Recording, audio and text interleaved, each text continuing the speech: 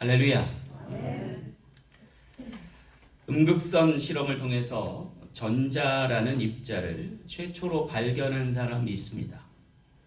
영국의 과학자인데요. 조셉 존 톰슨이라고 하는 분입니다. 놀랍게도 그가 발견한 전자는 모든 현대 과학의 출발점이 되었고 오늘의 전자제품과 컴퓨터를 낳게 하였습니다. 그래서일까요? 그의 공적은 당시에도 높은 평가를 받았고 노벨 물리학상까지 수상하게 되었답니다. 칭찬할 것은 그 이후에도 그는 생을 마감할 때까지 인류 역사에 기여할 많은 과학적 발견들과 발명들을 지속해 왔다는 거죠. 그래서 동위 원소를 발견하는가 하면 질량 분석기 등을 발명하여서 인류 역사의 진보에 공헌한 인물이라 하겠습니다. 그런데 전해오는 이야기 중에 그가 세상 떠나기 얼마 전 그의 제자들로부터 질문 하나를 받은 적이 있답니다. 질문의 요지는 그의 생애 전반에 걸쳐 지금까지 발견한 것 중 무엇이 가장 중대한 발견이었습니까? 라는 물음에 그가 의외의 답을 했다는 거예요. 곁에서 그를 지켜보던 많은 지인들은 그가 아마도 전자라고 하는 발견을 가장 손꼽는 발견으로 치부할 것으로 여겼던 거죠. 그런데 이 톰슨경은 1초도 지체하지 않고 전혀 다른 대답을 내놓았답니다. 그로 인해 주변 사람들도 놀라움을 금치 않을 수 없었다고 합니다. 톰슨의 고백의 요지는 다음과 같다 했습니다. 자기 생애 가장 큰 그리고 위대한 발견은 바로 예수 그리스도가 나의 구주 되심입니다. 라는 것입니다. 어쩌면 그의 인생에서 가장 위대한 발견은 다름 아닌 예수 그리스도께서 자신의 구주 되심이었다라고 하는 사실이었다는 거예요. 아마도 이 톰슨경은 세상 그 무엇보다 귀하신 예수님께 대한 이 발견이야말로 자신의 일생을 변화시키고 인류를 변화시키는 놀라운 업적이도 되고도 남다라고 하는 것이었습니다.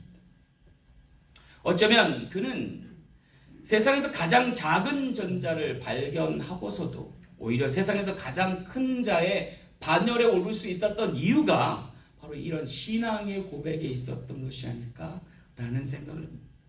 그래서 그는 죽는 날까지 섬김의 자세를 잃지 않고 최선을 다하여 인류 공헌을 위하여 일했던 사람이 아닐까 싶습니다. 우리 모두도 섬길수록 커짐을 알고 지위가 높고 낮음에 관계없이 주를 따라 살고 복을 누릴 수 있는 귀한 백성 되길 간절히 소망합니다. 어쩌면 오늘 본문의 말씀도 우리 삶의 성공의 시작이 어디에 있으며 또 어떻게 하나님의 큰 사람으로 섬겨 나갈지를 이야기해 주고 있습니다. 그리고 그것은 복중의 태아 때부터이고 그리고 죽는 순간까지임을 오늘에게 알려준다 하겠습니다. 그리고 이 성경적 가르침을 한 말씀으로 요약한 것이 있는데 그것은 바로 큰 자는 어린 자를 섬기리라는 말씀입니다. 그럼 성도 여러분, 큰 자 되길 원하십니까? 그렇다면 먼저 섬기는 자가 되시길 간절히 축원합니다. 그럴 때 하나님의 사람으로 변모될 것이고 하나님의 일들을 수행하는 사람이 될 것이며 하나님의 주시는 축복을 누리는 귀한 백성 하나님의 자녀 될 줄로 믿습니다. 자, 그렇다면 누가 과연 섬기는 자가 되고 큰 자가 될 수 있을까요? 말씀을 통해 큰 은혜 받는 이 시간 되길 간절히 소망합니다. 첫째는요, 구하는 자가 큰 자 됨입니다. 오늘 21절 말씀 볼게요. 이삭이 그 아내가 잉태하지 못함으로 그를 위하여 여호와께 간구하며 그랬어요. 여기 당대에 팔레스타인 땅에서 성공한 사람의 대명사로 일컬음 받았던 한 사람을 소개하고 있습니다. 그것은 바로 이삭이라는 사람. 이 사람이 아브라함으로부터 재산도 많이 부여받았지만 성경에 보니까 거부가 되었다라는 소개를 하는 거 보니까 상당한 유력한 인물이었음에 틀림없습니다. 주목할 것은요, 그가 부자일 뿐만 아니라 믿음의 사람, 신앙의 사람이었다는 것. 그런데 이 가정에 문제가 하나 있어요. 재산도 많고 믿음도 훌륭한데 자녀가 없다는 거예요.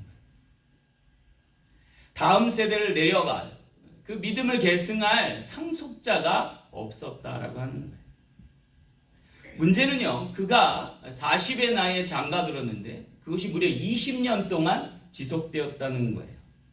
그런데 놀랍게도 오늘 본문에 보니까 그의 나이 60세가 돼서 20년 만에 하나님이 태아로 응답하셨음을 볼 수 있어요. 근데 그 20년 동안 그가 무엇을 했느냐? 오늘 성경에 보니까 그것을 위하여 여호와께 간구했다라고 얘기해요. 여러분, 자녀 출산을 위해서 20년 동안 기도하신 분 계십니까? 흔치 않은 일이에요. 저도 10년을 기도해서 나왔어요. 할렐루야. 죽는 줄 알았어요. 왜냐하면 10년 동안 결혼하고 아이가 없으니까 주변에서 이러쿵저러쿵 말이 많을 거 아니에요. 저희 어머님께서 내색은 안 하셨어도 얼마나 우리 며느리한테 눈치를 주셨겠어요. 그런데 감사한 게 하나 있었어요.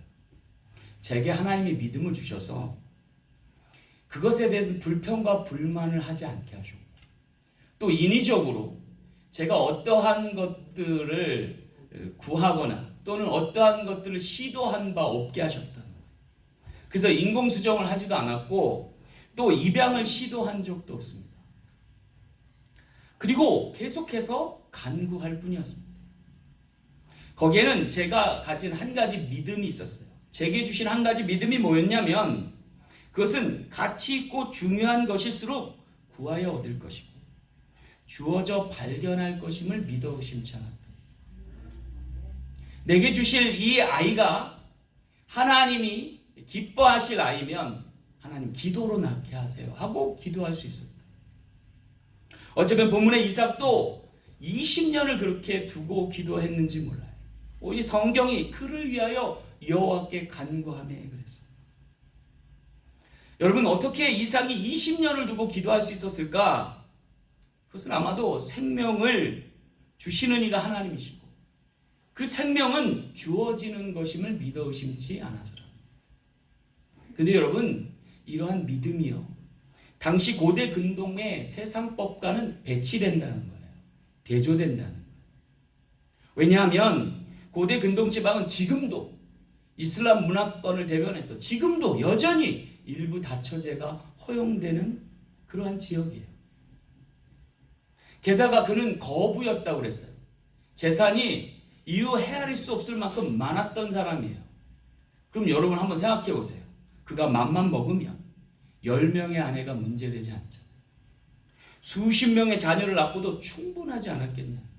세상법에 세속에 휩쓸렸으면 당연히 그러고도 남을 수 있었다는 건데 그는 그렇게 하지 않았다. 그가 믿음의 사람이고 신앙의 사람이었음을 증명하고 있는 거예요. 그는 오히려 기도하는 편을 택한 사람, 구하여 얻기를 소망했던 사람이라. 여러분, 이런 사람이 오늘 이 시대에도 신앙의 사람 되길 간절히 소망합니다. 여러분, 구하는 인생에게 하나님이 주십니다. 주시되 넘치도록 주십니다. 할렐루야. 여기 20년 동안 자녀 얻기를 구하고 상속자 낳기를 구했던 이 이삭 부부에게 하나님이 쌍태를 허락하신 거예요. 배가로 더블로 축복하셨음을 보게 된다라고 하는 거죠. 여러분, 간구의 역사, 기도의 역사는 이와 같은 것이죠. 여러분, 기억할 것이 있어요. 큰 것일수록, 중요한 것일수록 하나님이 간구를 통해서 얻게 하신다. 여러분, 왜 1,000번제를 드려요? 얻을 것이 크기 때문에, 크고도 놀라울 뿐 아니라 중대한 것이기 때문에. 따라서 오늘 우리는요, 열심히 간구하여 주님 주시는 놀라운 은총으로 살아갈 수 있는 저와 여러분 되시길 간절히 소망합니다. 아멘. 그럼 왜 간구하여 얻게 하실까요? 그것은 주실 이가 하나님이신 것을 알게 하시고 주어진 것이 은총임을 깨닫게 하기 위해서랍니다. 그래서 마태복음 7장 7절에도 말씀하십니다. 구하라, 그러면 너에게 주실 것이요. 찾으라, 그러면 찾을 것이요. 두드리라, 그러면 열릴 것이니 구하는 이마다 얻을 것이요. 찾는 이가 찾을 것이니. 하나님은 마치 아비가 자녀에게 허락한 같이 떡을 달라는데 돌을 주지 않고 생선을 달라는데 뱀을 주지 않는다. 하나님이 하나님 되실 뿐 아니라 우리의 아버지 되심을 알게 하기 위해서 간구하여 얻게 하신다. 그리고 그렇게 간구하여 얻는 자가 큰 자입니다. 할렐루야. 왜요? 하나님으로부터 얻은 은총이기에 나눌 수 있기 때문에, 베풀 수 있기 때문에, 그것이 은혜임을 세상 가운데 알 수 있기 때문이에요. 사랑하는 성도 여러분, 우리 사랑 장로교회도 하나님 앞에 구하여 얻고 아낌없이 나누어 베풀 줄 아는 귀한 재단 되길 간절히 소망합니다. 우리 사랑 장로교회가요, 작년에 전도를 표제로 삼고 올해 선교를 표제로 삼으면서 행하는 일들이 있어요. 뭐냐면 먼저 주자는 거예요. 베풀자는. 대접을 받는 자에게 대접하신 하나님을 잊지 않고 베풀며 나눌 때 큰 부흥의 역사도 이루어질 줄로 믿습니다. 그럴 때 우리 교회도 큰 교회가 되는 것입니다. 하나님 나라에 귀 쓰임 받을 수 있는 복된 재단 되길 간절히 소망합니다. 이 지역에 속한 저희 모두도 하나님께 구하여 얻고 받은 것으로 나눠서 큰 자의 반열에 오를 수 있는 우리 모든 성도들 되시길 간절히 축원합니다. 두 번째 큰 자는 답 있는 자가 큰 자 되게 하십니다. 23절 볼게요. 여호와께서 그에게 이르시되 두 국민이 내 태중에 있구나. 큰 자는 어린 자를 섬기리라 하셨습니다. 여기 23절 말씀 보면 이삭의 질문에 하나님께서 답하신 내용이 기록되어 있음을 보게 돼요. 과연 이삭이 뭘 질문했을까요? 오늘 본문 말씀에 보면요, 그가 자녀 얻기를 구했던 것 같습니다. 그리고 그 자녀에 하나님께서 쌍태로 보응하셨어요. 근데 문제는요, 이 뱃속에 있는 쌍태의 아이가 서로 지지고 볶고 싸우는 것 같은 거예요. 허구한 날 여기서 막 꿍깡거리기 시작하는 거죠. 그래서 이게 어찌된 일인가 라고 궁금해서 야곱이 하나님 앞에 물었다는 거죠. 요새 같으면 이 초음파 검사하면 알 수 있을 텐데, 그죠? 가끔가다 이렇게 동영상 짤로 도는 거 보면 초음파 검사를 했는데 그 속에 뱃속에 쌍둥이가 서로 치고받고 권투하는 장면을 이렇게 재밌게 묘사한 적이 있어요. 그런 거 보면 참 재밌어요, 그죠? 뱃속에서도 아이들이 치고받고 싸우나? 대체 뭘 하고 있나? 들여다보고 싶은 마음이 있어요. 그런데 이 야곱이, 이삭이 얼마나 궁금했겠어요. 리브가와 함께 이것을 궁금해하다 마지못해서 하나님께 여쭤봤는데 하나님의 응답이 있었다는 거예요. 뭐라고 응답하셨어요? 23절 말씀 응답하신 거예요. 여호와께서 그에게 이르시되 두 국민이 내 태중에 있구나. 두 국민이 내 태중에 있는데 이 족속이 저 족속보다 강하겠고 큰 자가 어린 자를 섬기리라 하셨다. 여기서 우리는요, 왜 우리의 인생 가운데 하나님의 말씀을 구해야 하고 또 받아야 하는지를 소개하고 있는 듯합니다. 한마디로 말해서 하나님의 말씀이 들려질 때 그것이 우리의 인생의 답이 될 수 있고 그것이 우리 성공 방식의 해제가 될 수 있음을 이야기한다는 거예요. 다시 말해서 말씀이 성공의 공식이 될 수 있다. 여기 이삭에게 주신 말씀의 요지가 뭐예요? 두 국민이 내 태중에 있는데 큰 자가 어린 자를 섬기리라 라는 말씀을 주신 거예요.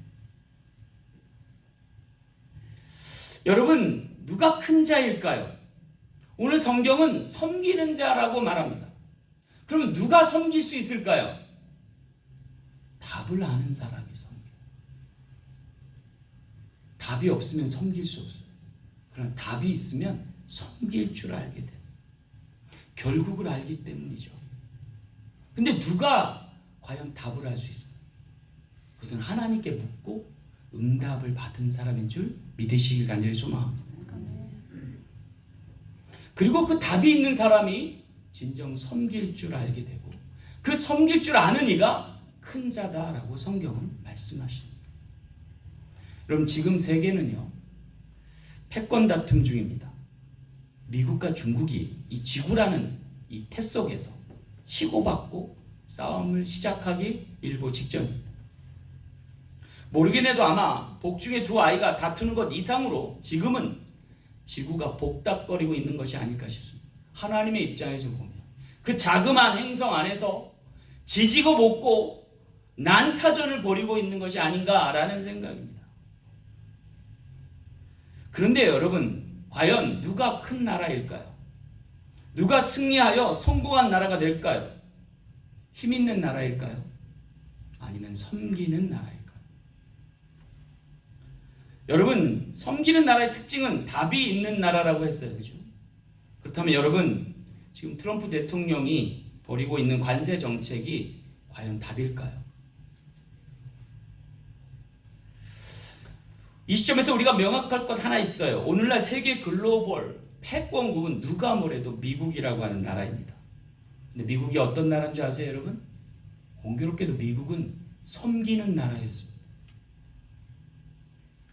트럼프 대통령이 말하는 무역 차별에도 불구하고 미국은 상대국에게 관대한 나라였습니다. 그리고 세계 경찰 국가로서 섬기던 나라였습니다. 그리고 마침내 그로 인해서 글로벌 리더의 자리에 오르게 됐고 세상에서, 세계에서 가장 큰 나라, 우뚝 선 나라가 되었습니다. 그렇다면 미국이 이처럼 섬기는 나라, 큰 나라가 될 수 있었던 이유가 뭐예요? 그것은 하나님으로부터 답을 얻었기 때문에, 시대의 고비 때마다 하나님께서 답을 일러주셨어요. 어느 나라에? 이 나라에. 그리고 그것으로 실마리를 풀고 세계를 평화로, 번영으로 이끌어왔다는 거예요. 누가 뭐래도. 오히려 상대를 섬길 수 있었던 나라가 미국이었다는 거예요. 바라기는 이번에 관세 정책이 다시금 답을 얻는 계기가 됐으면 좋겠어요. 그래서 미국이 여전히 하나님의 이 세계를 위하여 섬길 수 있는 나라 되길 간절히 소망합니다. 예수님께서도 이렇게 말씀하셨어요. 마태복음 20장 28절 말씀에 인자가 온 것은 섬김을 받으려 함이 아니요 도리어 섬기려 하고 자기 목숨을 많은 사람의 대속물로 주려 함이라 그랬어요. 이것은 주님이 오늘 우리의 인생의 성공의 방정식을 얘기하는 거예요. 그것은 바로 섬기려 하는 자 됨. 그리고 그 섬김에는 답이 있어야 돼요. 그 답이 뭐예요? 자기를 부인하고 자기 십자가를 지고 주님을 따르는 거예요. 그리고 나 보내시는 일을 위하여 일을 하는 것이다. 그럴 때 하나님께서 그 일이 되어지게 하기 위해서 오늘 우리를 축복하시고 마음껏 사용하신다. 우리 사랑 장로교회도 하나님의 뜻을 따라 섬길 수 있는 귀한 재단 되길 간절히 소망합니다. 여기 주목할 것은요, 이 이삭의 부부가 그 아들의 모순됨을 뒤로하고 왜곡된 삶을 바라잡아줄 귀한 말씀을 부여받게 되었다. 그게 오늘 23절 말씀. 두 국민이 내 태중에 있구나. 큰 자는 어린 자를 섬기리라. 가문의 상속자를 두고 뱃속에서부터 치열하게 아귀다툼했던 평생의 원수들에게 주신 말씀이라는 거예요. 이 말씀으로 인하여 왜곡되고 변질되어 지옥될지 몰랐던 그들의 인생이 바로잡힌 것을 우리는 성경을 통해 알 수 있습니다. 이 말씀으로 인하여서 그들의 어긋난 우열이 가려지게 됩니다. 그들의 왜곡된 인생이 변절되지 않고 회개하여 바로 세워지게 하셨고 하나님의 뜻이 이 땅에서 이루어짐을 보게 하셨다는 거예요. 따라서 사랑하는 성도 여러분, 우리가 먼저 말씀에 들을 길을 열길 간절히 소망합니다. 그럴 때 하나님 주신 응답으로 하나님 나라를 지어가고 그 의를 구하여 하나님의 더함없는 축복을 누릴 수 있는 모든 백성 되시길 간절히 축원합니다. 마지막 세 번째, 큰 자는 나중된 자가 큰 자 되게 하십니다. 오늘 26절 말씀 볼게요. 후에 나온 아우는 손으로 에서의 발꿈치를 잡았으므로 그 이름을 야곱이라 하였으며 그랬어요. 여기 끝으로 이삭의 상속자가 될 야곱을 소개하고 있어요. 문제는요, 이 야곱의 이름이 썩 좋지 않은 뜻이었다는, 그 뜻이 뭐냐면 속이는 자, 빼앗는 자라는 뜻이에요. 그리고 그 연유를 찾아보니까 에서의 발꿈치를 잡았다라고 하는 뜻에서 기인했다는 거예요. 여러분, 발꿈치를 잡은 거하고 속이는 자, 빼앗는 자, 반칙하는 자의 이름을 붙인 이유가 뭘까요? 그것은 고대 레슬링의 규칙 때문에 그래요. 레슬링은 두 가지 종류가 있어요. 그레코 로마형이 있고 자유형이 있는데 요새 자유형은 이 발에 손을 얹어도 괜찮아요. 근데 그레코 로마형 같은 건 고대 버전인데 거기에서는 다리에 손을 얹으면 반칙이에요. 그래서 경고를 받거나 또는 감점을 당하거나 또는 패배를 인정하게 된다. 근데 여기 보니까 두 아이가 복중에서 복닥거리다가 순차적으로 나오는데 첫째 나온 게 에서고 둘째 딸려 나온 게 야곱인데 야곱이 글쎄 에서 형의 발꿈치를 잡고 딸려 나온 거예요. 여러분 잘 아시다시피 쌍둥이도 시차 있는 거 아시죠? 뭐 5분 된 상관이 있든 3분이 상관이 있든 아니면 1분의 상관이 있든 상관을 두고 나오는데 이 에서와 야곱의 경우는 1초 차이도 아닌 거예요. 그냥 순식간에 함께 딸려 나온 건데 놀랍게도 이 야곱이라는 아기가 형 에서의 발꿈치를 꽉 잡고 놓지 않고 나왔다는 거예요. 문제는 그걸 보고 야곱이 야 이게 문제 있는 아이구나라는 것으로 이삭이 인삭했다는 거예요.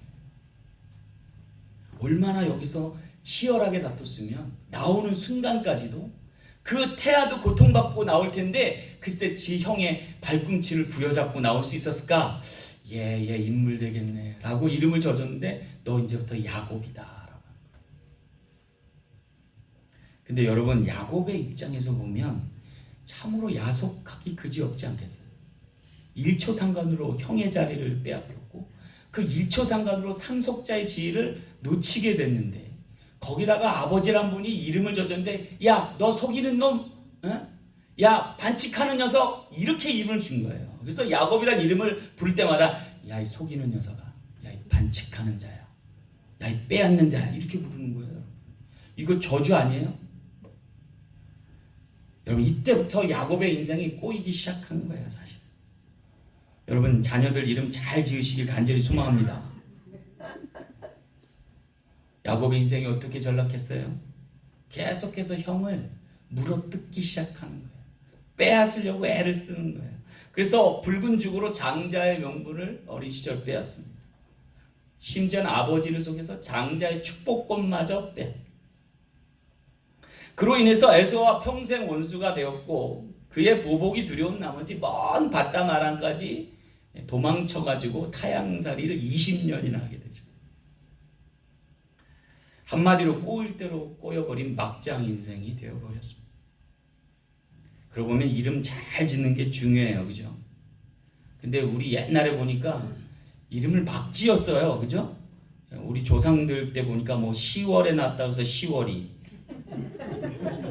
낳고 봤더니 개똥밭이라고 해서 개똥이 이제 고만 나라고 해서 말순이 막 이렇게 지셨더라고요.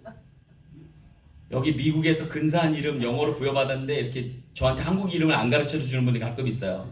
그러면 이런 이름들이에요. 여러분 이 이름을 바꿔야 돼요. 할렐루야. 안 바꾸면요 이름 모를 인생이 돼요. 그래도 미국에 와서 할렐루야 여기서 근사한 이름 많이 부여받잖아요.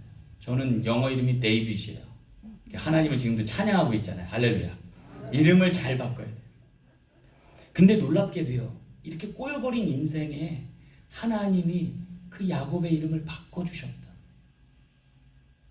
뭐로 바꾸셨어요? 이스라엘로 바꿔주셨어요. 하나님과 겨루어 이긴 자로 바꾸신 거예요. 그로부터 야곱의 인생이 점차 바뀌기 시작합니다. 놀랍게 바뀌었고 그래서 마침내 그가 당시의 패권국 나라였던 애굽의 왕 바로 앞에서 자신의 인생을 다음과 같이 고변합니다. 창세기 47장 9절 말씀을 보니까 내 나그네 길의 세월이 130년이다. 나의 연세가 얼마 못 되니 우리 조상의 나그네 길의 세월에 미치지 못하나 내가 험악한 세월을 보내었나이다. 근데 이게 보내었나이다 라는 부분을 잘 음미해 보면 내가 그래도 이기었나이다 뭐 이런 뜻. 그렇게 안 들려요 여러분? 전 그렇게 들려요. 내가 험악한 세월을 보내었으나 내가 험악한 세월을 이기었나이다. 누가 이기게 하신 거예요? 하나님이 이기게 하신 거예요. 그의 이름을 바꿔 부르기 시작하면서 그의 인생이 거듭나기 시작하면서부터 하나님이 그의 인생을 주도하면서부터 바뀐 인생으로 놀랍게 변화되었다. 오늘 우리 인생도 그와 같기를 간절히 소망합니다. 여러분 우리의 이름을 하나님이 바꿔주시면 어떠한 놀라운 변화가 있을까요? 그것은 우리가 하나님의 섭리와 계획 안에 예정되어 있음을 알게 되는 거예요. 에서의 발꿈치를 잡고 태어난 야속한 야곱이 아니라 하나님과 당당히 맞서서 겨루어서 이길 법한 이스라엘로 바꿔주셨다라고 하는 거예요. 근데 여러분 그거 아세요? 애초부터 하나님은 그의 승리를 알고 계셨다. 그래서 큰 자는 어린 자를 섬기리라는 말씀을 서두에 주신 거예요. 그가 나기 전에 복중에 있을 때부터 하나님이 그를 큰 자로 여겨주셨다. 그로 인해서 그들의 인생이 다시금 자리를 찾아 나서게 됩니다. 믿음으로 항진하게 되었다. 그렇다면 여러분 왜 발꿈치를 잡고 나게 하셨을까? 그것은 싸움에서 밀려났다는 뜻이 아니에요. 오히려 싸움에서 승리하고 나서 이긴 자의 여유로 나타났다. 그게 뭐예요? 발꿈치를 잡고 섬길 줄 아는 사람이 됐다. 놀랍게도요, 예수님께서 십자가를 앞에 두시고 최후의 만찬을 제자들과 나누실 때 식사를 마치시고 갑자기 허리에 수고를 들으시고 대야에 물을 받아서 제자들 앞에 나타나셨어요. 그리고 나서 제자들의 발을 닦기 시작하셨어요. 그들의 발꿈치를 잡고 그들을 섬기기 시작합니다. 스승이 제자를 주가 종들 될 사람들을 친히 섬겨주십니다. 베드로가 내 발을 절대로 씻지 못하시리다 라고 자기를 부인할 때 주께서 내가 너를 씻어주지 아니하면 네가 나와 상관이 없는다. 그의 발꿈치를 잡고 그 발을 씻기는 섬김을 통해서 본을 보여주셨고 큰 자의 모습을 오늘 우리에게 나타내 주셨다. 여러분 큰 자 되길 원하십니까? 섬길 수 있기를 간절히 소망합니다. 군림하지 않고 섬길 수 있는 사람 되길 간절히 소망합니다. 그랬을까요? 주님은 그런 이들을 칭찬하셨습니다. 향유를 붓고 자신의 머리털로 주님의 발을 닦았던 여인을 주님 꾸짖지 아니하시고 도리어 복음이 전파되는 곳마다 그녀를 기억하고 기념하라고 당부하셨습니다. 그리고 자신의 낮아짐을 알고 주님을 주님으로 모시면서 자신은 주님의 신들매를 감당할 수도 없다고 고백한 요한을 세상에서 가장 큰 자라고 명명해 주셨습니다. 마태복음 11장 11절 말씀에 이르기를 내가 진실로 너에게 말하노니 여자가 낳은 중에 세례 요한보다 큰 이가 일어남이 없도다. 그러나 천국에서는 극히 작은 자라도 저보다 크니라 라고 말씀해 주셨습니다. 사랑하는 성도 여러분, 우리 모두 예수님을 주로 모시고 주님의 섬김을 따를 수 있는 저와 여러분 되시길 간절히 소망합니다. 그럴 때 큰 자가 되고 그 섬김을 통해서 하나님 나라 지경이 넓어지고 산지평이 열어지는 복된 재단 될 줄로 믿습니다. 이제부터 우리 사랑 장로교회 모든 지체들은 이 섬김을 실천하여 큰 자로 부상하는 그리고 하나님 나라의 주역이 되는 우리 모든 지체 되시길 간절히 소망합니다. 말씀을 맺겠습니다. 이 시대에 많은 사람들이 저마다 성공을 꿈꾸며 살아갑니다. 문제는 그 성공에 대한 인식과 기준이 제각각이라는 거예요. 안타까운 것은 믿지 않는 사람들은 성공을 마치 쟁취하는 것으로 오인하고 착각하면서 합니다. 그런데 여러분, 이 쟁취하여 성공을 얻을 것으로 여기는 것은 조심해야 합니다.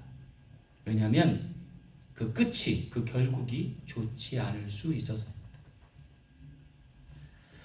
성공 방식이 쟁취하는 것으로 여기면 사람의 욕망이 극대화될 수 있고 그것을 통해서 자신의 삶을 어긋나게 할 수도 있음을 경계하기 때문입니다. 예를 들면 이렇습니다. 성공을 거두기 위해서 사람들은 저마다 큰 창고를 하나 짓는다는 거예요. 그리고 계속해서 뭔가를 그곳에 채우려고 분주하게 된다는 거죠. 문제는 그 창고가 커져갈수록, 넓어져 갈수록 더 나은 보호장치를 마련하게 되고, 그리고 그 창고를 지킬 사람을 구하게 된다는 거죠. 문제는 쌓아올린 성취물에 도취한 나머지 그것을 지킬 경비마저도 못 믿게 되고, 나중에는 모든 완력과 수단을 사용해서 자기의 것을 지키고자 여념없게 된다는 거죠. 그렇게 되다 보면 어느새 시간만 흘러가고 인생을 즐기기보다 거기에 갇히게 된다는 거죠. 그래서 감옥 아닌 감옥 같은 세상에서 수감 생활하며 생을 마칠 수도 있다는 거예요.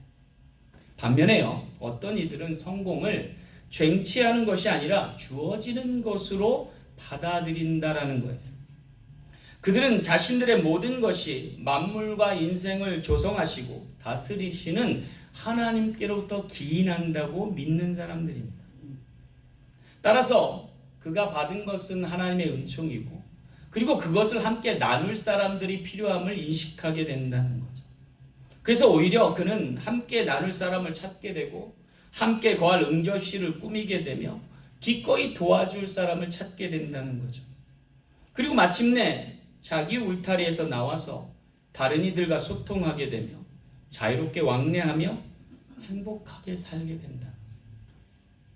여러분, 과연 누가 진정 성공한 사람일까요? 오늘 본문 말씀은 그 성공한 사람의 시작을 넌지시 알려줍니다. 그것은 상대의 발꿈치를 잡고 큰 자로서 어린 자를 섬길 줄 아는 사람이 되라는 말씀에 기인하여서 하는 거예요. 진정 거듭난 인생이 되어서 온전히 주어지는 삶, 온전히 받들어 섬기는 삶으로 나아가는 사람이라는 거죠. 그리고 그런 사람을 축복의 사람으로 그리고 있다는 것입니다. 그리고 장차 이스라엘처럼 하나님과 겨루어 하나님의 승리에 함께하는 인생이 될 줄로 믿습니다. 우리 사람께 모든 지체들 그와 같기를 간절히 소망합니다. 마태복음 18장 4절 말씀에도 그러므로 누구든지 이 어린 나이와 같이 자기를 낮추는 사람이 천국에서 큰 자니라 라고 하셨습니다. 여기서의 어린아이는 갓난아기를 말합니다. 오늘 본문 말씀은 복중의 아이임을 나타내주고 있는 것입니다. 하나님을 온전히 의지할 수밖에 없고, 하나님의 말씀을 온전히 청종할 수밖에 없고, 하나님을 통하여 내 인생을 대변할 수밖에 없는 그런 아이가 하나님이 기뻐하실 큰 자됨을 역설하고 계신다. 오늘 본문 이삭의 나이가 40살에 결혼해서 60세에 이르러 기도와 간구로 자녀 낳은 것을 소개하고 있습니다. 근데 놀랍게도요, 이게 요즘 트렌드하고 좀 맞아가는 것 같아요. 요새 남자의 결혼 정년기가 30살에서 40살로 바뀌었다. 그래서 제가 가끔 물어요, 젊은이들한테. 왜 결혼 안 하고 자꾸 늦추니? 그러면 결혼할 생각이 없니? 그러면 아니라는 거. 그럼 왜 결혼 안 하고 그러고 있냐? 그러면 얘네들이 놀라운 답을 해요. 운명적 사랑을 기다려서래요. 근데 제가 하나 깨달았어요. 더는 배우자를 선택하는 게 아니라 내게 주어진 운명의 짝을 부여받길 기다리고 있다. 자기 나름대로 변명 같고 해석 같지만 성경적인 의미도 있는 것 같다는 생각이 조금 들어요. 섣부르게 행동하지 않고 기다림을 즐길 수 있을 때 하나님이 약속하신 짝을 허락하실 줄 믿습니다. 골칫거리로 여기지 마시고, 애태워 속 태우지 마시고, 포기하지도 마시고 기도하시길 바랍니다. 저 아이에게 운명적 사랑이 나타나서 평생 해로하고 신랑 되신 예수님과 짝하여 사는 거룩한 하나님의 사람 되기를 기도하여서 그 기도에 축복을 부여받는 귀한 자녀들 될 줄로 믿습니다. 기도하겠습니다. 참 좋으신 아버지 하나님 감사합니다. 오늘도 귀한 말씀 우리의 삶에 허락하셨는데 그 말씀 부여잡고 살아갈 때 삶으로 결실하며 포옹하여 하나님께 더 큰 영광으로 나아갈 수 있는 거룩한 지체가 되게 하여 주옵소서. 큰 자가 어린 자를 섬기는 것이 하늘의 이침을 알게 하시고 오늘 우리가 온전한 섬김을 통하여 귀한 나눔을 실천하여 복의 사람 되는 귀한 역사 이루게 도와 주시옵소서. 함께해 주심에 감사드리며 거룩하신 예수님 이름으로 간절히 축복하며 기도하옵나이다. 아멘.